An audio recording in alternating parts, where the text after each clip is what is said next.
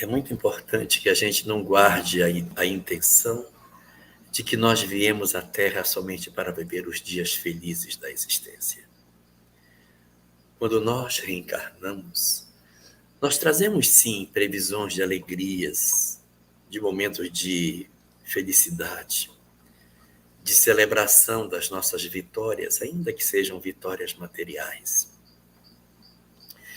Mas o principal motivo que nos trouxe de volta à vida foram os desafios da ordem moral. Muito frequentemente os desafios são nossos mesmos, são desafios da nossa própria individualidade. De outras vezes, os desafios são de outros, a quem nós demos as nossas mãos, para descermos junto com eles e podermos ser, de alguma forma, o anteparo, a proteção, o cuidado diante daquele que era mais frágil e que precisaria de nós para poder enfrentar as dores. Às vezes, as lágrimas que nós vertemos, as dores que nós passamos, os punhais que nos ferem, não são necessariamente em função das nossas histórias pregressas de dívidas e de culpas, mas são o exercício do amor, no qual nós nos oferecemos para que as outras pessoas a quem nós prometemos proteger possam se sentir amparadas por nós. Serão, de repente, os nossos corpos que irão ser feridos e machucados para que a gente consiga proteger as almas frágeis que a vida nos concedeu como guardados. Mas, de repente, podemos dizer de que adianta você se ferir por quem se guarda, você sofrer por quem se preserva. A bem da verdade, assim é a vida. Não foi assim que Jesus viveu, oferecendo-se nas suas inúmeras renúncias para que nós aprendêssemos o caminho da luz? Não é assim que as mães se desdobram para dar a seus filhos a condição de sobrevivência, sofrendo no próprio corpo, na sua própria condição orgânica, as transformações para que ele tenha vida novamente? Assim é a vida. Portanto, quando o nosso coração sangrar, quando as dores nos alcançarem diante da existência, nunca percamos de vista que nós não estamos verdadeiramente sozinhos. Os espíritos que nos tutelam, aqueles que, de certa maneira, possuem uma responsabilidade mais direta com as nossas vidas, estão sempre a postos, ainda que as lágrimas venham até nós, ainda que a gente experimente momentos de profunda solidão e a sensação do abandono, é apenas a sensação, porque o universo está cheio de amigos. O mundo espiritual se mobiliza o tempo todo em nosso favor. Muito mais ainda, quando as nossas dores não são pelas nossas próprias histórias antigas.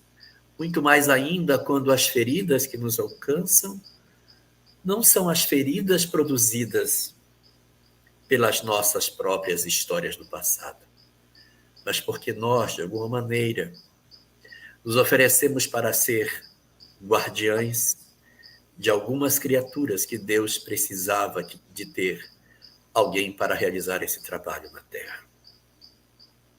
Se as nossas dores nos parecem injustas, se os nossos sofrimentos nos parecem desconcertantes diante do que somos, lembremos de duas possibilidades: que as causas de tudo isso estejam no nosso passado mal arrumado, nas nossas histórias de muitos desequilíbrios do ontem, ou em função do amor que nós sentimos, da grandeza que nós já conseguimos desenvolver e que nos permite ser oferecidos como instrumentos para permitir com que outros possam crescer à sombra da nossa dor. Que os nossos corações sangrando sirvam de adubo para as nossas criaturas protegidas. Que os nossos corações, quando sangrem, possam adubar a terra que a semente foi plantada. E que, em função das nossas dores, essas criaturas que, de alguma forma, estão sob a nossa tutela nesta encarnação, possam receber, através das nossas experiências, a chave de libertação de suas indiferenças para o processo de crescimento espiritual. Não tenhamos medo de sofrer. Não tenhamos medo da dor moral. Não tenhamos medo das renúncias que a vida pode pedir. Porque todas essas renúncias, elas passam. Todas as dores da terra, por mais difíceis que elas sejam, um dia elas terão fim. E por fim,